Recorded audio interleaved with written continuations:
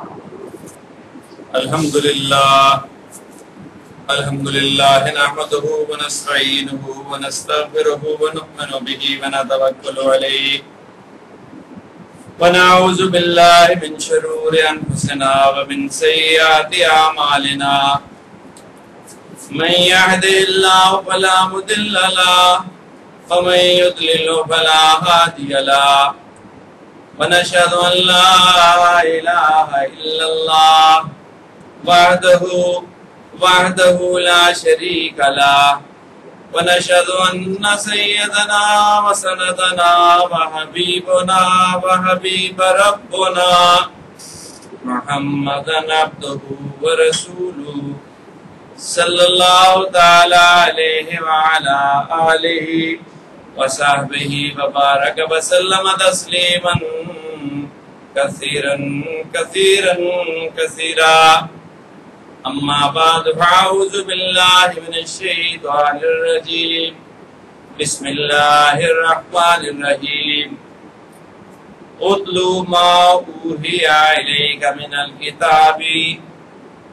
من الكتاب وأقم الصلاة إن الصلاة تنهى عن الفحشاء والمنكر ولذكر الله أكبر واللہ یعلم ما تصنعون۔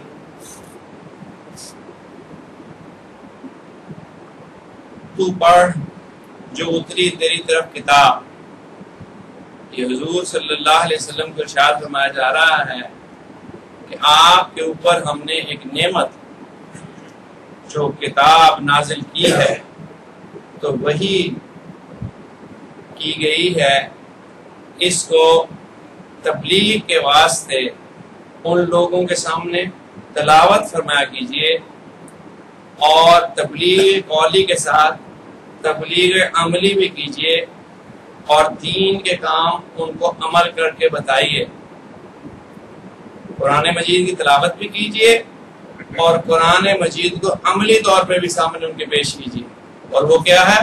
وَأَقِمِ الصَّلَاةَ، اور نماز کو قائم فرمائیے، کیونکہ اور نماز کی پابندی رکھیے، کیونکہ تمام اعمال میں نماز اعظم عبادت بھی ہے اور اس کے اثرات دور رس ہیں۔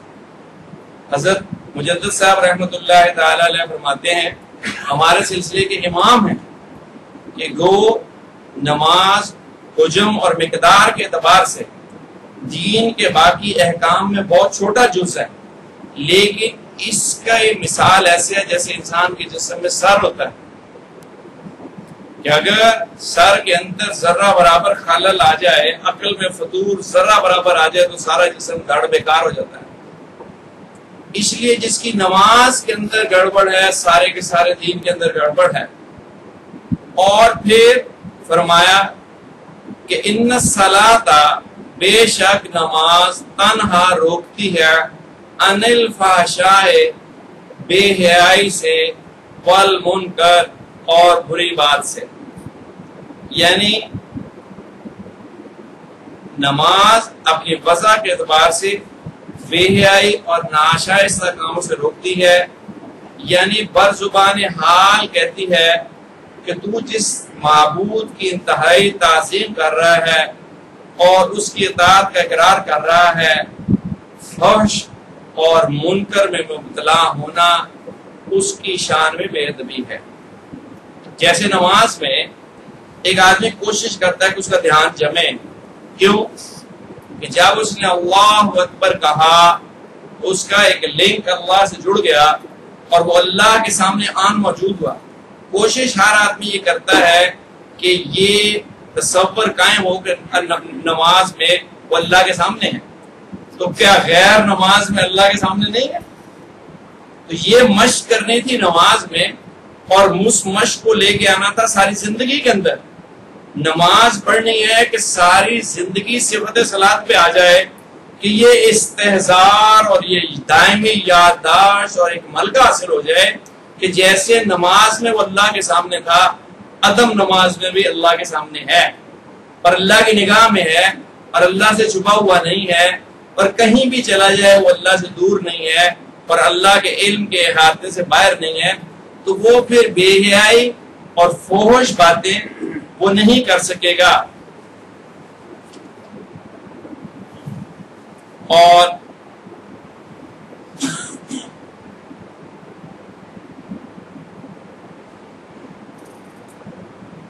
وہ میں آپ کو بتانے لگا کہ فحش کا کیا مطلب ہے۔ فحش ہر ایسے برے فعل یا قول کو کہا جاتا ہے جس کی برائی کھلی ہوئی اور ایسی واضح ہو کہ ہر عقل والا مومن ہو یا کافر اس کو برا سمجھے، ایسی چیز جس کو ہر کوئی ذی فہم آدمی ناپسندیدگی کی نگاہ سے دیکھے وہ فحش ہے، اور چاہے وہ مسلمان ہو یا غیر مسلم ہو، انڈیسنسی جو ہے وہ فحش ہے، جیسے زنا، قتل ناحق، چوری، ڈاکہ وغیرہ۔ اور منکر وہ قول و فعل ہے جس کے حرام اور ناجائز ہونے پر اہل شرع کا اتفاق ہو۔ اس لیے ائمہ فقہا کے اجتہادی اختلافات میں کسی جانب کو منکر نہیں کہا جا سکتا، کہ تمام ائمہ اور علماء جس بات پہ متفق ہو جائیں کہ یہ شرعن یہ چیز غلط ہے، جیسے سود ہے تو وہ منکر ہے، اور بے پردگی ہے یہ منکر ہے، جس پہ تمام علماء کا اور صلح کا اتفاق ہو، اس میں اختلاف نہ ہو تو وہ منکر ہے۔ تو نماز دونوں چیزوں سے روکے گی، لیکن وہ کون سی نماز ہوگی؟ جو قائم کی جائے نماز۔ مستند احادیث کی روح سے یہ مطلب ہے کہ اقامت صلاۃ میں بالخاصہ تاثیر ہے، جو اس کو ادا کرتا ہے اس سے گناہ چھوٹ جاتے ہیں، بشرطے کہ نماز پڑھنا نہ ہو، بلکہ الفاظ قرآن کے مطابق اقامت صلاۃ ہو۔ اقامت کے معنی سیدھا کھڑا ہونے کے ہیں، جس میں کسی طرف جھکاؤ نہ ہو۔ اس لیے اقامت صلاۃ کا مفہوم یہ ہوا کہ نماز کے تمام ظاہری اور باطنی آداب اس طرح ادا کرے جس طرح نبی کریم صلی اللہ علیہ وآلہ وسلم نے عملی طور پر کر کے دکھایا، اور پھر عمر بھر ان کی تلقین فرماتے رہے، اور بدن اور کپڑے اور جائے نماز کی مکمل طہارت ہو۔ بدن یعنی وضو، غسل، اور کپڑے اور جائے نماز، جگہ جہاں نماز پڑھی جاتی ہے وہ مکمل پاک ہونے چاہیے۔ خواتین اس میں بہت احتیاطی کرتی ہیں، یہ جو کیوٹیکس اور نیل پالش لگاتی ہیں، اس سے نہ غسل ہوتا ہے نہ وضو ہوتا ہے، اس چیز کا لحاظ رکھیں۔ اور وہ بعض لوگ ہیئر ٹرانسپلانٹ کرا لیتے ہیں، اس کے اندر بھی بعض ہیئر ایسے ٹرانسپلانٹ ہو جاتے ہیں کہ پانی اس کی جڑوں میں نہیں پہنچتا، وہ بھی اس پہ مشکوک ہے، مفتی سے پوچھنا چاہیے۔ تو یہ تو ہے ظاہری آداب، اور پھر پتہ ہونا چاہیے کہ وضو کن چیزوں سے فرض ہو جاتا ہے، کن چیزوں سے وضو ٹوٹ جاتا ہے، غسل کیا کہتے ہیں۔ ہر آدمی علماء سے پوچھ کے اس کو سیکھے۔ یہ ہر مسلمان کے اوپر واجب ہے کہ وہ غسل اور وضو اور نماز کو سیکھے۔ ہر مسلمان کلمہ کے اوپر یہ فرض ہے۔ یہ قیامت والے دن تو عذر نہیں کر سکے گا جی مجھے غسل نہیں آتا تھا، مجھے وضو نہیں کرنا آتا تھا۔ اور نماز کو بھی سیکھے، جیسے حضور صلی اللہ علیہ وسلم نے نماز پڑھ کے دکھائی اور صحابہ کو سکھائی، اور آپ نے فرمایا صلو کما ارأیتمونی اصلی، نماز اس طرح پڑھو جیسے تم نے مجھے نماز پڑھتے ہوئے دیکھا ہے۔ اور نماز کے اندر کچھ شرائط ہیں اور کچھ نماز سے پہلے شرائط ہیں، اور پھر نماز کے اندر کچھ واجبات ہیں اور کچھ فرائض ہیں اور کچھ سنن ہیں اور کچھ مستحبات ہیں، اور کچھ چیزیں ایسی ہیں جن سے نماز ٹوٹ جاتی ہے، اور جو کچھ چیزیں ایسی ہیں جو فروعات ہیں، کرے تو ٹھیک ہے، نہ کرے تو کوئی گناہ نہیں۔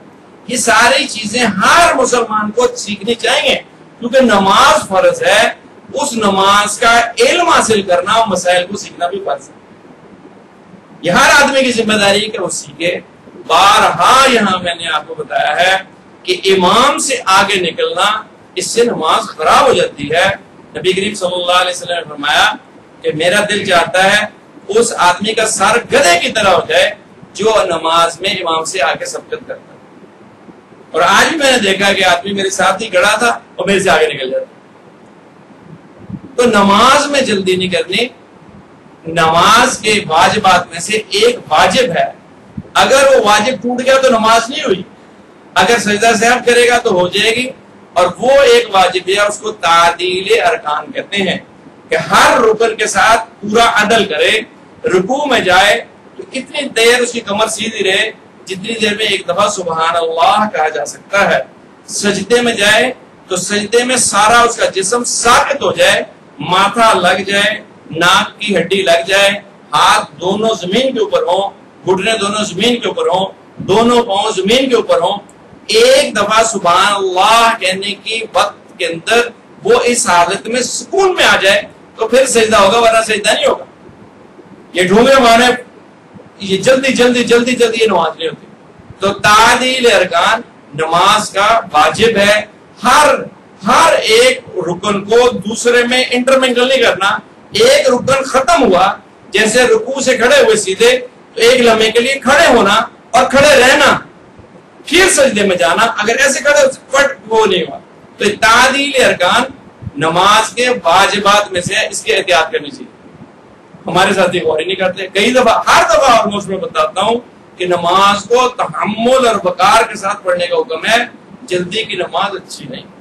حدیث میں آتا ہے کہ آدمی 20 سال نماز پڑھتا رہتا ہے اور وہ ایک بالش کی زمین سے اوپر نہیں اٹھتا. اور جیسے وہ جا نماز لپیٹتا ہے، نماز لپیٹ کے اس کے منہ پہ مار دی جاتی ہے اور نماز اس کے لیے بد دعا کرتی ہے کہ جیسے تو نے مجھے برباد کیا، اللہ تجھے بھی برباد.